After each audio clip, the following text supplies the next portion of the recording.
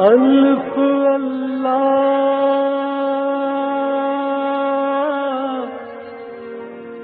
چمبے دی بوٹی میرے من وچ مرشد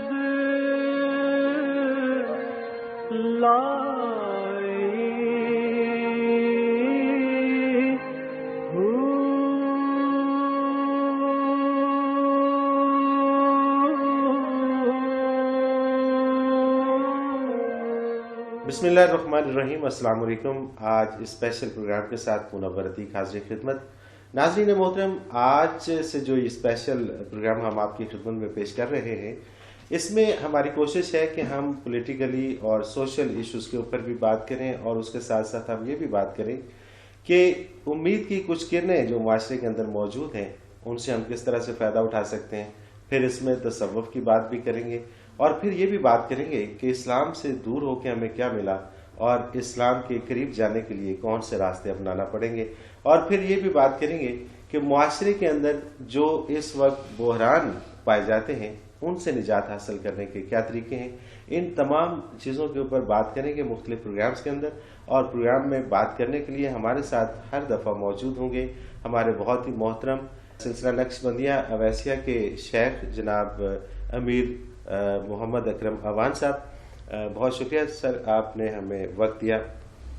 ہمارا چونکہ اس پروگرام کا مقصد یہ ہے کہ ہم لوگوں کو یہ بتائیں کہ اس وقت جن حالات سے ہم گزر رہے ہیں اس کی اصل وجوہات کیا ہیں۔ آج ہم سب سے پہلے تو بات کریں گے تصوف کی، اور ایک عام آدمی تصوف سے کس طرح سے فیض یاب ہو سکتا ہے، اس پہ تھوڑی سی روشنی ڈالیے۔ الحمدللہ وکفا وسلام علی عبادہ الذین اصطفیٰ، اما بعد فاعوذ باللہ من الشیطان الرجیم، بسم اللہ الرحمن الرحیم۔ الحمدللہ آپ تشریف لائے، خوش آمدید۔ اللہ کرے آپ کی ہماری گفتگو سے لوگوں کو فائدہ پہنچے۔ تصوف جزو حیات ہے، یہ بہت قیمتی چیز ہے۔ جتنی چیز کوئی قیمتی ہوتی ہے اتنی اس کی بازار میں نقول آ جاتی ہے، تو اس کی نقول نے اور اس کے نقالیوں نے خلط مل کر دیا ہے۔ اللہ کریم نے ہر انسان کو 3 ذرائع دیے ہیں حصول علم کے۔ فرمایا تمہیں قرآن کریم میں ارشاد ہوتا ہے کہ ماؤں کے پیٹوں سے پیدا کیا، لا یعلمون شیئا، تم کچھ نہیں جانتے تھے۔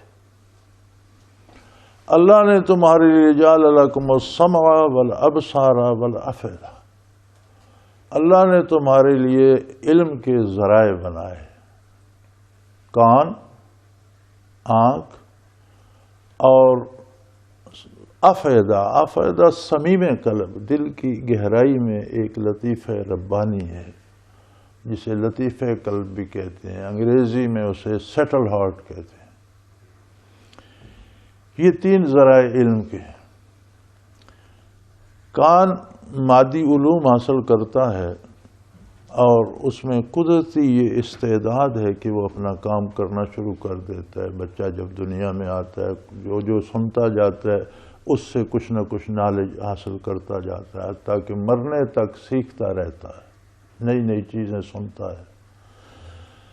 بصر مادی چیز ہے، اسے کسی کی ضرورت نہیں، جو کچھ آنکھ دیکھتی ہے وہ دل پہ نقش ہوتا جاتا ہے۔ آنکھ اور کان مل کر انسان کو نالج دیتے ہیں، علم دیتے ہیں، اسے پتہ چلتا ہے مجھے کیا کرنا ہے، کیا نہیں کرنا، کیا مفید ہے، کیا مضر ہے، کیا خوبصورت ہے، کیا بدصورت ہے، وہ اپنے لیے راستے متعین کرتے ہیں۔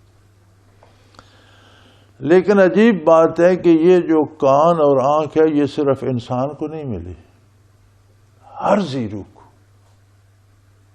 ہر جانور، ہر ذی روح سنتا بھی ہے، دیکھتا بھی ہے۔ اب جانور جو ہیں ان کا مزاج تخلیقی ہے، فطری طور پر اللہ نے انہیں راستے متعین کر دیے، اس کے اندر وہ سوچتے ہیں۔ ایک جانور جو حیوان ہے، کوئی بیل اڑنے کی نہیں سوچے گا، اور کوئی پرندہ چلنے کی نہیں سوچے گا۔ ان کا مزاج ایسا ہے کہ وہ سوچیں گے، دیکھیں گے تو کہاں سے اڑنا ہے، کیسے اڑنا ہے، جانور چلنا کہاں سے ہے، خوراک کہاں سے ملے گی، وہ اپنا اپنا کام کرتے۔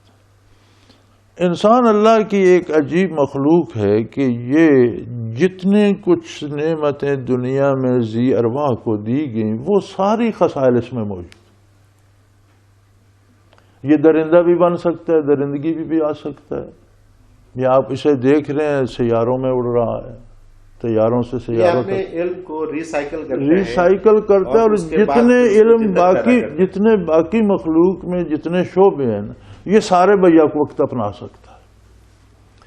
اس لیے اسے پھر ساتھ افیدہ دیا کہ سمع و بصارت سے ان دونوں سے کام لے کر یہ بے مہار نہ ہو جائے، انسان ہوتے ہوئے درندوں کی طرح زندگی بسر کرنا نہ شروع کر دے، انسان ہوتے ہوئے یہ جانوروں کی طرح دوسروں کی چیزیں کھانا چرانا نہ شروع کر دے۔ تو اس کی انسانیت کو قائم رکھنے کے لیے اسے ایک تیسرا ذریعہ علم دیا، اور وہ ہے افیدہ انتہائے قلب میں۔ یہ افیدہ کہاں سے حاصل کرے؟ کان نے تو عام معاشرے سے حاصل کیا، بصارت نے بھی عام اس کے لیے اللہ کریم نے انبیاء مبعوث فرمایا، اور پہلا انسان جو زمین پہ جلوہ افروز ہوا آدم علیہ السلام، وہ خود نبی تھے۔ تب سے لے کر حضور نبی کریم صلی اللہ علیہ وسلم تک مسلسل انبیاء آتے رہے، حتیٰ کہ آپ تشریف لائے تو آپ اتنی جامعیت کے ساتھ آئے کہ پھر کسی نبی کے آنے کی قیامت تک ضرورت ہی نہ رہی۔ اور اس پہ یہ 14 صدیاں بھی گواہ ہیں کہ ہر سوال کا جواب جو کتاب آپ لائے اس میں بھی موجود ہے، آپ کی سیرت عالی میں بھی موجود ہے۔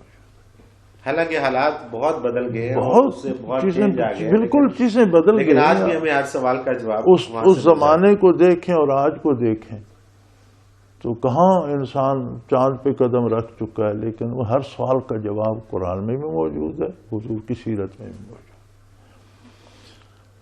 یہ قرآن اور حضور کی سیرت سے رابطہ کیسے ہو؟ قرآن کو اگر ہم محض ایک کتاب کے طور پر جانتے ہیں تو نو پرابلم، ہم کتنی کتابیں پڑھتے ہیں، ایک کتاب یہ بھی صحیح، کتنی زبانیں ہم سیکھتے ہیں، ایک عربی بھی صحیح، پھر تو یہی رہے گا۔ اس کے لیے اللہ نے سب سے سینسٹیو، سب سے حساس، ان قلب کی انتہائی گہرائی میں جو افیدہ ہے اس کو رکھا۔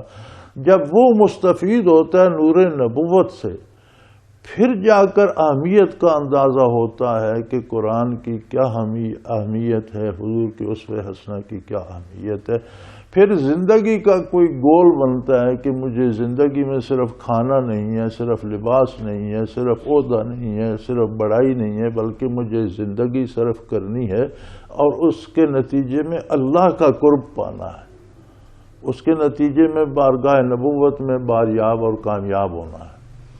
اور یہ نسبت آتی ہے نبی علیہ الصلوۃ والسلام سے، اور انبیاء کو اللہ کریم نے نبی صلی اللہ علیہ وسلم کو سورج سے تشبیہ دی، شمس منیرہ، روشنیاں بکھیرنے والا سورج۔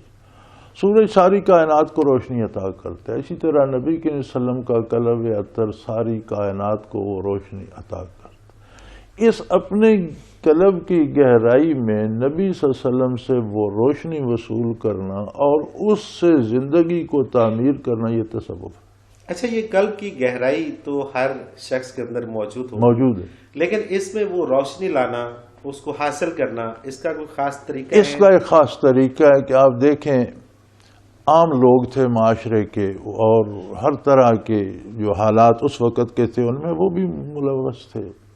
جس طرح کا معاشرہ تھا، چوری چکاری، ڈاکہ زنی، شراب نوشی، بدکاری، جو کچھ معاشرے میں تھا، بت پرستی، سارے لوگ اسی معاشرے کے تھے۔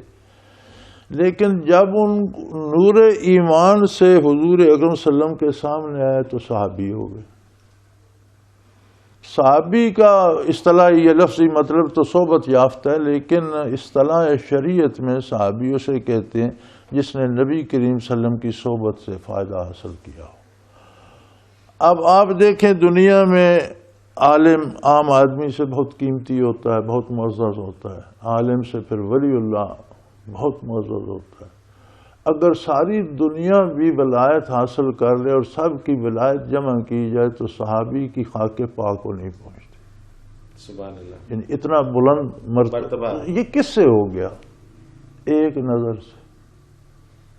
وہ کیفیات جو قلب اطہر میں تھیں، جب وہ نور ایمان لانا، کلمہ پڑھنا، یہ فیض میں زندگی پیدا ہو جاتی.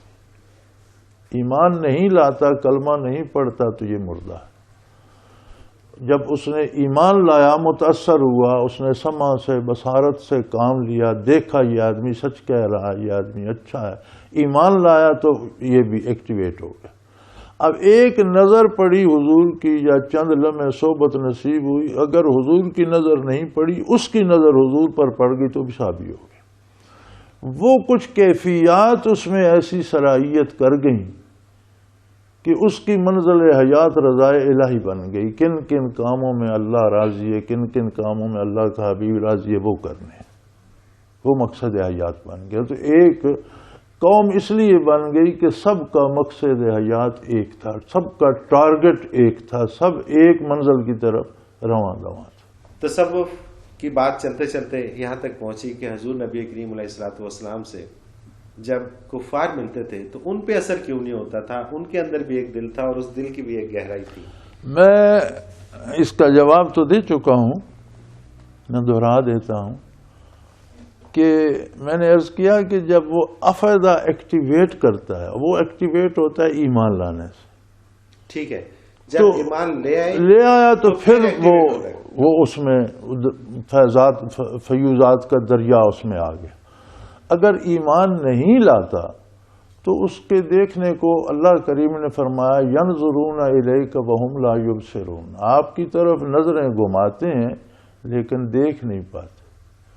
ظاہری وجود عالی کو تو دیکھتے تھے، ارشادات عالی سنتے تھے تو جواب دیتے تھے، یہ تانے دے. وجود عالی دیکھتے تھے تو وار کرتے تھے، یہ تکلیف دیتے، ایذا پہنچ. لیکن اللہ کریم فرماتے ہیں کہ یہ صرف محمد بن عبداللہ کو دیکھ رہے ہیں، محمد الرسول اللہ کو نہیں دیکھ رہے.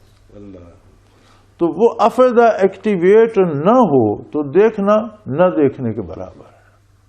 اچھا، ابھی ہمارے معاشرے کے اندر جہاں پر ہم رہتے ہیں، ہم دیکھتے ہیں کہ بہت طرح کی برائیاں ہمارے معاشرے میں پائی جاتی ہیں، اور اگر سب کے دل میں، چونکہ سب کلمہ گو ہیں، سب مسلمان ہیں، اور سب کے دل کے اندر وہ دل کی گہرائی موجود ہے، پھر ہم اس تنزلی کا شکار کیوں ہیں؟ آپ کے یہ کیمرے موجود ہیں، ان میں صلاحیت ہے تصویر بنانے کی بھی، آواز ریکارڈ کرنے. لیکن اگر آپ ان کی بیٹری نکال دیں، ان میں الیکٹرک نہ ہو تو کب کریں گے؟ سوال ہی پیدا نہیں ہوتا ہے. ظاہر ہے. تو یہ جو فیوزات نبوی ہیں یہ اس عقیدہ کی بیٹری ہیں. ہمارے پاس آلات ہیں، ان میں بیٹری نہیں ہے. تو یہ بیٹری کہاں سے ملتی ہے؟ اس کو کیسے چارج کیا جائے؟ یہ جس طرح دین موروثی چلا، ہمارا دین موروثی ہے. حضور سے صحابہ نے حاصل کیا، صحابہ سے تابعین نے، تابعین سے تبع تابعین نے، اور ہمارے سارے علوم اس بات کے متقاضی ہیں کہ وہ کیا ارشاد فرماتے تھے. اپنی طرف سے کوئی نہیں ایجاد کر سکتا کہ بہت بڑا عالم ہے تو آج وہ کوئی نئی عبادت ایجاد کر دے یا کوئی نیا گناہ اس کا اعلان کر دے، ایسا نہیں ہو سکتا.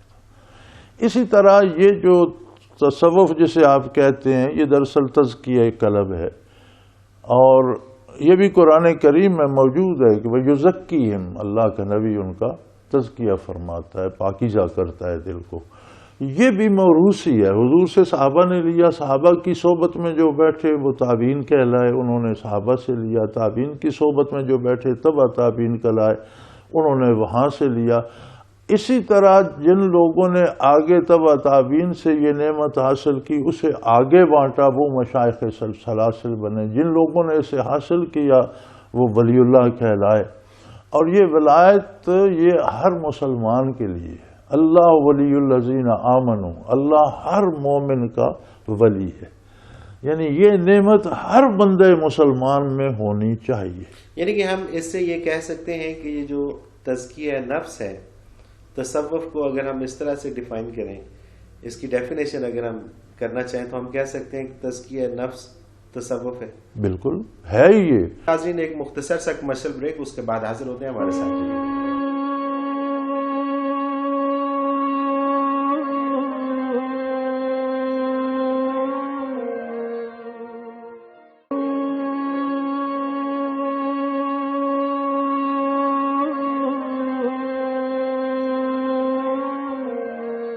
پروگرام میں ایک بار پھر خوش آمدید ناظرین. ہم بات کر رہے تھے تصوف کے حوالے سے اور ہمارے ساتھ موجود ہیں ہمارے بہت ہی محترم امیر محمد اکرم اوان صاحب.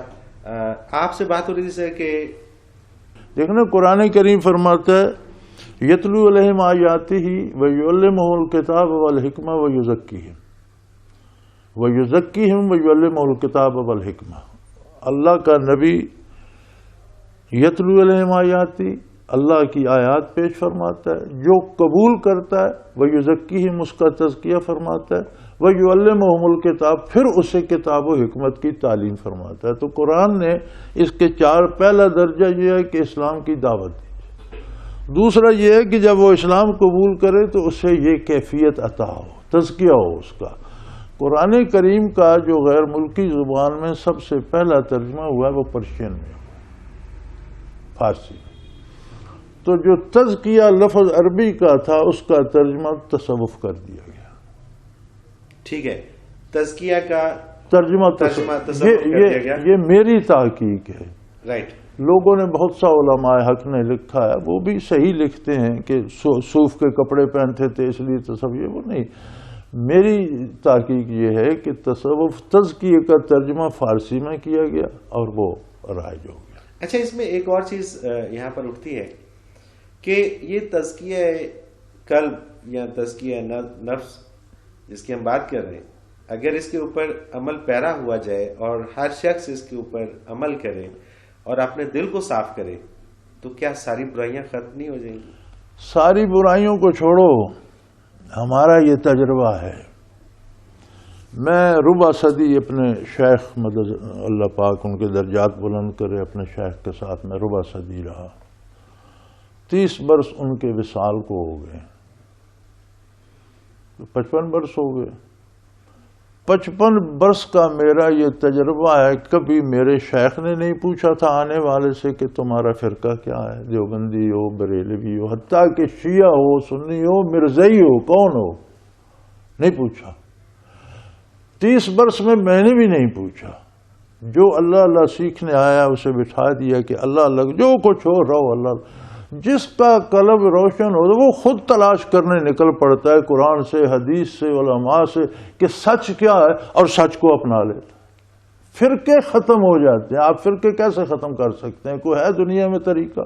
سوال ہی پیدا نہیں ہوتا. بلکہ جب بھی فرقہ واریت کے حوالے سے کوئی بات ہوتی ہے تو ہر زبان خاموش ہو جاتی ہے کہ کہیں ایسا نہ ہو کہ ہماری زبان سے کوئی ایسا لفظ نہ نکل جائے کہ جس سے فرقہ واریت تضادات زیادہ. لیکن ہمارے یہاں یہ ملک صاحب بھی جو احباب ذکر کرتے ہیں یہ سب گواہ ہیں.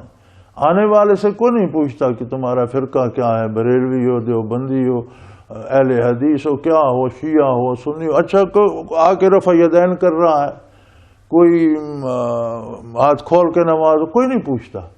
لیکن جب وہ اللہ اللہ شروع کرتے ہیں تو خود ان کے اندر تجسس پیدا ہو جاتا ہے کہ یار حقیقت کیا ہے, اور اس کے مطابق خود کو ڈال لیتے ہیں. کوئی فرقہ نہیں رہتا, یہاں کوئی فرقہ نہیں. اور اگر یہ فرقہ پرستی یا فرقہ واریت اگر نہیں رہتی تو اس سے دیگر بھی تو بہت سارے جو اس وقت یہ وہ برائی ہے, یہ وہ برائی ہے جس کا علاج نہیں ہے. یعنی آپ چوری کرتا ہے, پکڑا جاتا ہے, اسے قید کر دیتے ہیں, قتل کرتا ہے اسے ہینگ کر دیتے ہیں, سزائیں دیتے ہیں. تو فرقہ کوئی کس فرقے میں اس کی تو کوئی گرفت ہی نہیں. یعنی معاشرے میں اسے روکنے کی تو کوئی دوا ہی نہیں. یہ کینسر ہے, تو جس علاج سے کینسر کیور ہو جاتا ہے اس سے سر درد ٹھیک نہیں ہوگا. ڈیفینیٹلی ہوگا, بالکل ٹھیک ہوگا. بالکل صحیح بات ہے. یہ ایسی نعمت ہے کہ اس سے یہ کینسر, معاشرے کا کینسر کیور. ہم کیوں ذلیل ہو رہے ہیں؟ ہم قوم نہیں ہیں, ہم لوگوں کی ایک بھیڑ ہے, ہم ایک لونلی کراؤڈ ہے. ہر بندہ اپنی اپا دھاپی میں لگا ہوا ہے. زیادہ سے زیادہ آپ فرقوں کو تو چھوڑیں, جو ہمارے یہاں سیاسی جماعتیں بنتی ہیں یہ سمجھتے ہیں صرف میں حق پر ہوں, باقی سب دوست ہیں. اچھا, آپ کیا سمجھتے ہیں کہ کتنے فیصد ایسے لوگ ہیں کہ جن کو یہ خیال آتا ہوگا کہ مجھے تزکیہ قلب کر لینا چاہیے؟ بھائی میرے خیال میں کسی مومن کی زندگی میں کوئی نہ کوئی لمحہ ضرور آتا ہے جب اسے یہ احساس ہوتا ہے.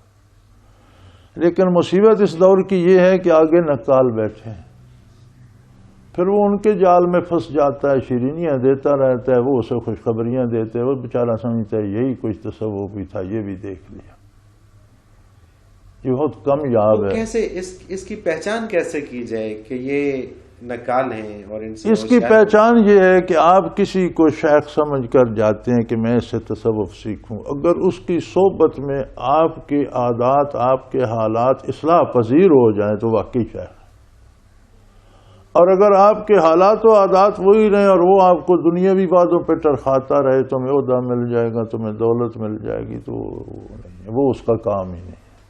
تو اس کا کوئی ایک سلسلہ ہے کہ جو پھیلا ہوا ہے پورے پاکستان کے اندر؟ الحمدللہ ہمارا سلسلہ تو انٹرنیشنلی پھیلا ہوا ہے، ہر بندہ اپروچ کر سکتا ہے، پاکستان نہیں دنیا کے ہر ملک میں ہے.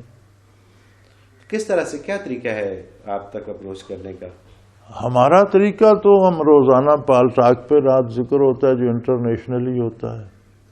صرف اس کا ایک علاج ہے، قرآن کریم نے، دیکھیں قرآن کریم ایک بات ایک دفعہ کہتا ہے وہ فائنل ہوتی ہے اور وہ فیصلہ ہو جاتا ہے، اس میں کوئی ترمیمیں نہیں ہوتی ہیں. لیکن ذکر کرنے کے لیے قرآن نے بالواسطہ 700 سے زیادہ مرتبہ حکم دیا ہے، اور بلا واسطہ ڈائریکٹ جسے آپ کہیں وہ 32-34 آیات.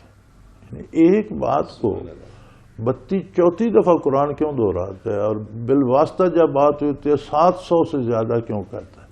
پھر ہر حال میں کہتا ہے الذین یذکرون اللہ قیاما وقعودا وعلی جنوبہم، کھڑے بیٹھے سوتے ہر حال میں ذکر کرتے ہیں. نماز بھی ذکر الہی ہے، یعنی ہر نیکی ذکر ہے، لیکن اس کے علاوہ ذکر کثیر چاہیے. اچھا نماز اذا قضیت الصلاۃ فانتشروا فی الارض وابتغوا من فضل اللہ واذکروا اللہ کثیرا، نماز ادا ہو گئی، جاؤ بازار میں اپنا کام کرو، روزی تلاش کرو، محنت کرو، لیکن ذکر کثرت سے کرتے رہو، ذکر پھر بھی کرو. میدان جہاد میں بھی فرمایا کہ اذا لقیتم فئۃ فاثبتوا، مقابلہ آ جائے مخالف سے جم کر کرو، واذکروا اللہ کثیرا، گولیاں چل رہی ہیں، بندے گر رہے ہیں، لاشیں گر رہی ہیں، ثبات کے لیے کیا چاہیے؟ ذکر کرتے ہیں. یعنی ہر حال میں جہاد کتنی افضل عبادت ہے، اس میں بھی ذکر لازم ہے. حج میں ذکر کا ارشاد ہوا کہ حج کرتے ہو ذکر، واذکروا اللہ کا ذکرکم آباءکم، جس طرح باپ دادا کا نام اب اللہ کا نام اس کثرت سے لیا کرو. نماز ذکر ہے خود، لیکن نماز کے بعد تو یہ ہے کہ اللہ کا ذکر چلتا رہے.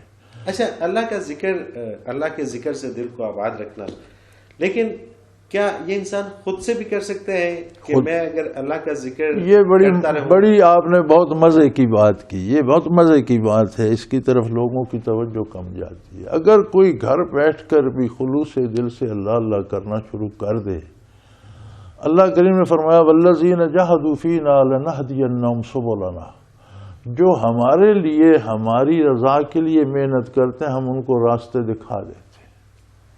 اگر گھر شروع کر دے گا کسی نہ کسی ایسے بندے کے پاس اللہ اسے پہنچا دے گا جو اس کی تربیت کرے گا. یہ اللہ کا وعدہ ہے، کوئی کر کے دیکھے. اور اگر وہ کسی ایسی جگہ پر ہے کہ جہاں پر اس کے مسائل ہیں کہ وہ کسی ایسے بندے تک پہنچنا اس کے لیے مشکل ہے، معذور ہے، یا اس کو اور کوئی پریشانی ہے، اس کا نکلنا مشکل ہے، یہ ساری باتیں ہمارے لیے ہیں. ہم معذور بھی ہیں، مجبور بھی ہیں، اللہ کے لیے نہیں ہیں. اگر وہ نہیں چل سکتا تو اللہ کسی بندے کو اٹھا کر وہاں لے جائے گا، اس کے لیے کیا مشکل ہے؟ یہ ساری مشکلات انسان مخلوق کے لیے. جب اس نے وعدہ کر دیا والذین جاہدوا فینا میری ذات میں، یعنی میری رضا کے لیے خلوص سے جو لوگ محنت شروع کر دیتے ہیں، لنہدینہم سبلنا، ہم اپنے راستے ان کو دکھا دیں. تمام مفسرین نے اس پہ یہ لکھا ہے کہ جب کوئی بندہ اللہ کی رضا کے لیے اطاعت الہی شروع کرتا ہے تو اللہ اسے اپنے ایسے لوگوں کے پاس پہنچا دیتا ہے جو اس کی رہنمائی کرتے ہیں. اور ایسے لوگ جو رہنمائی کرتے ہیں، کیا ان کا شیخ ہونا ضروری ہے؟ میرے بھائی، شیخ ہونا ضروری نہیں، لیکن کسی شیخ سے وابستہ ہونا ضروری ہے. وہ جو وابستہ کہیں سے وہ بجلی لے گا تو آپ کو دے گا نا، کہیں سے کرنٹ لے گا تو آگے دے گا نا. اچھا، جس طرح آپ نے فرمایا کہ یہ جو سلسلہ ہے یہ فیض لینے سے شروع ہوتا ہے کہ آپ نے جس سے فیض لے لیا تو آپ کے پاس فیض آ گیا تو آپ آگے اس کو تقسیم کر سکتے ہیں. تو اس کے لیے کوئی جس طرح خاندانی نسب ہوتا ہے اس کی کوئی ضرورت نہیں ہے. اس کے لیے کوئی بھی شخص اسلام شرط ہے. کوئی بھی شخص ہے وہ حاصل بھی کر سکتا ہے اور اس قابل ہو جائے، چونکہ اگر گھڑے میں بہنا بھی ہے تو وہ پہلے بھر جائے گا تو بہے گا نا. اچھا، کتنا وقت لگتا ہے عموماً یہ فیض حاصل کرنے؟ ایک لمحہ بھی لگ سکتا ہے اور ایک عمر بھی لگ سکتی ہے. اپنی اپنی طلب، اپنی اپنی استعداد ہے. یہ انسان کے خلوص کے اوپر ڈیپینڈ کرتا ہے. دو باتیں، ایک تو اس کا خلوص سب سے زیادہ کاؤنٹ ہوتا ہے کہ وہ کتنی طلب ہے، اس میں کتنا اس کی طلب میں خلوص ہے. اور دوسرا، جس طرح انسانوں کے وجود مختلف ہیں، بینائی کی قوت مختلف ہے، قوت گویائی مختلف ہے، سارے بولتے ہیں لیکن پھر وہ مدارج ہیں، اسی طرح استعداد فطری بھی ہوتی ہے وصول کی. اب یہاں پہ ایک اور بات، ایک سوال جنم لیتا ہے کہ پھر ضروری نہیں ہے کہ کسی شیخ کے پاس جا کے دل کی اس گہرائی کو، اس کا تزکیہ کیا جائے. اگر آپ اپنے طور پہ عبادت سمجھ کے اپنی نوکری کر رہے ہیں اور آپ کو فرصت نہیں ہے تو وہ بھی پھر عبادت ہی ہے. بہت اچھا ہے، بہت اچھا ہے اور نجات کے لیے کافی ہے.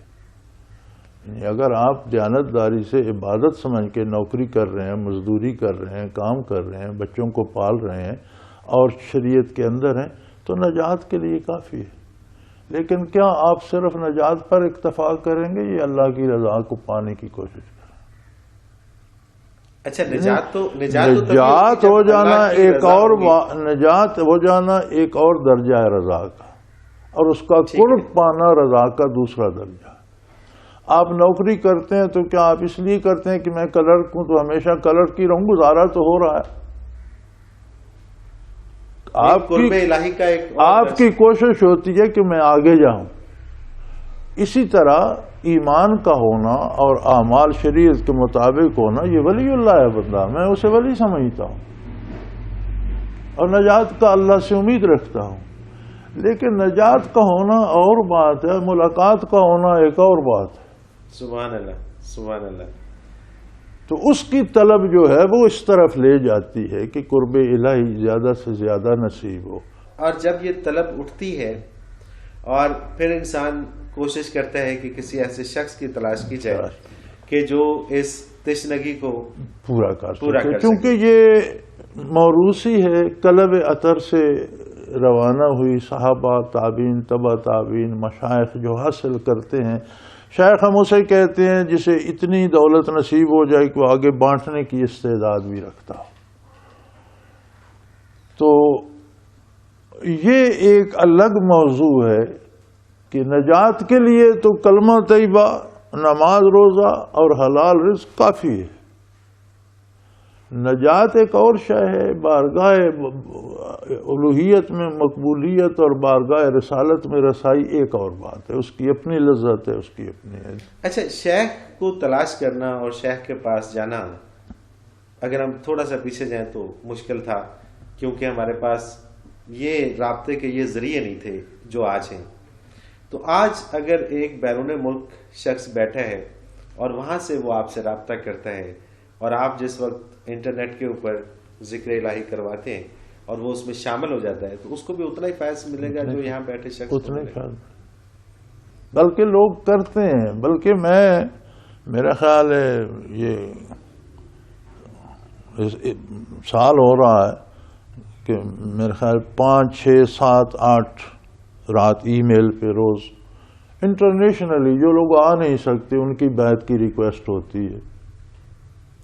اچھا، اس کے لیے باقاعدہ بیعت کرنا پڑتا ہے یا بیعت کرنا تعلق کو مضبوط کر دیتا ہے، چونکہ سنت ہے نبی کریم صلی اللہ علیہ وسلم کی بیعت کرنا. لیکن کوئی بیعت نہ بھی کرے فیض پہنچتا ہے. اچھا، جو شخص کسی اور جگہ پہ بیعت ہوتے ہیں اور وہاں سے ان کو فیض نہیں ملتا، وہ آپ کی پہلی والی بات کو میں دہراؤں گا کہ اگر ان کی صحبت میں رہ کے وہ اپنے آپ میں کوئی تبدیلی محسوس نہیں کرتے تو ایک یہ کہا جاتا ہے، یا یہ کیوں کہا جاتا ہے مجھے نہیں پتا، کہ کہ جب آپ ایک کے بیعت ہو جاتے ہیں تو پھر دوسرے کے پاس آپ نہیں جا سکتے، آپ گناہ کریں گے؟ نہیں، اس حوالے سے آپ کیا کہیں؟ بیعت کا مقصد پورا ہو تو پھر چھوڑ کر نہیں جانا چاہیے. جس مقصد کے لیے بیعت ہوئے وہ مقصد ہی پورا نہ ہو تو پھر کیا کریں گے آپ؟ سکول میں بچہ داخل کراتے ہیں، پڑھے گا، اگر ان کا پڑھانے کا سٹینڈرڈ ہی نہیں ہے تو آپ نکال کے دوسرے سکول میں لے جائیں. یا وہ پرائمری تک ہیں تو آپ پرائمری کے بعد بچے کو چھوڑ دیں گے کہ اب دوسرے سکول میں جانا من ہے، آپ مڈل سکول میں لے جائیں گے، ہائی میں لے جائیں گے، کالج میں لے جائیں گے. اس میں بھی درجات ہیں؟ ہاں نہیں، شیخ کے بھی درجات ہوتے ہیں؟ بالکل درجات. کیا درجات ہوتے ہیں اس میں؟ اس کے اپنے درجات اور اپنی کیفیات ہیں، ان سب کے نام ہیں. وہ بڑا لمبا سلسلہ ہے، وہ چل نکلا تو پھر آپ کے پروگرام کا دامن تنگ ہو جائے گا. اچھا، تو اس میں بھی لطائف سے شروع کراتے ہیں، قلب کے ساتھ اور لطائف ہیں، پھر مراقبات شروع کراتے ہیں، احدیت، مائیت، اقربیت، یہ بڑا لمبا سلسلہ ہے. لمبا اور سلسلہ اس سلسلے سے جڑ جانے کے بعد اس سلسلے کے میری ساتھ ایک جڑ جانے چھوٹا کے سا بعد- کتاب چاہے کنوز دل، وہ آپ یہاں سے لیتے جائیے نہیں، گا. وہ میں تو پڑھ لوں گا، لیکن میں اپنے ناظرین کے لیے جو اس نہیں، وقت کچھ پروگرام آپ کر کو رہا ہوں، اندازہ ہو جائے گا کہ اس میں درجات کس وہ طرح میں نے ہیں. پڑھا ہوا، مجھے اس میں اندازہ ہے. میں جو بات کر رہا ہوں وہ صرف ناظرین کے لیے کر رہا ہوں تاکہ وہ بھی اس بات کو سمجھ یہ سکیں. اس میں اتنے اور ایک شخص آپ کے سلسلے کے ساتھ وابستہ ہو جاتا ہے، اس کو کتنا وقت دینا پڑے گا یہ فیض حاصل کرنے کے لیے؟ اس کو ڈیلی کتنا وقت دینا پڑے گا؟ یہ تو آپ نے فرما دیا کہ ایک لمحہ بھی لگ سکتا ہے اور صدیاں بھی لگ سکتی ہیں. ہم کسی لیکن اس کو کی مشق جو ہے وہ کتنی کسی دیر تک؟ کو باؤنڈ نہیں رکھتے کہ یہاں بیٹھا رہے. یہاں کوئی آتا ہے 15-20 منٹ کے لیے بھی، اسے تربیت دے کر، توجہ دے کر، ذکر سکھا کر رخصت کا اپنا کام کرے، لیکن اپنے اوقات میں صبح شام 2 وقت اس کو معاملے کو بھی، ذکر کو بھی توجہ دے. کہیں جب اسے فرصت ملتی ہے اپنا ایک وقت مختص کر لے، تنہائی میں آرام سے بیٹھ کر ذکر کرے جہاں بھی ہے. پھر جب فرصت ہوگی پھر مل لے گا، اگلا سبق دے دیں گے. اچھا، ایک شخص آپ سے فیض لے کے چلا جاتا ہے اور وہ اس کی مشق کرتا ہے، کیسے پتہ چلے گا کہ اب وہ اس قابل ہو گیا ہے کہ اب وہ آگے فیض تقسیم کر وہ سکے؟ جب ہمارے پاس آتا ہے تو ہم اندازہ کر لیتے ہیں. وہ ایک شیخ ہی اندازہ کرتا ہے؟ نہ، وہ شاید یہ تربیت کرنے والے ہی اندازہ کرتے ہیں. ایک استاد ہی اندازہ کرتا ہے کہ اس بچے کو کتنے حساب کتنا یاد ہے، اور اردو کتنی یاد ہے، اور انگلش کتنی. حضرت صاحب کیا پیغام دینا چاہیں گے عوام کو کہ وہ اس حوالے سے کہاں جائیں، کیا کریں، اپنی روٹین کس طرح سے بنائیں؟ سادہ سی بات ہے جی، دنیا کی زندگی لمحاتی ہے، وقتی ہے. اس کے بعد جو زندگی ہے وہ ابدی ہے. اس کی ضرور فکر کریں، لیکن اسے چھوڑ کر نہیں. یہ زندگی اس طرح جئیں کہ وہ بھی بن جائے. وہ بھی بن جائے. بہت شکریہ حضرت صاحب، آپ نے ہمیں وقت دیا. ناظرین محترم، آج کا ہمارا جو ٹاپک تھا، جو موضوع تھا، وہ تھا تصوف، اور تصوف کے اوپر ایک سیر حاصل گفتگو ہوئی، اور مجھے یقین ہے کہ آپ کو تصوف کے حوالے سے بہت ساری باتیں آج نئی پتہ چلی ہوں گی.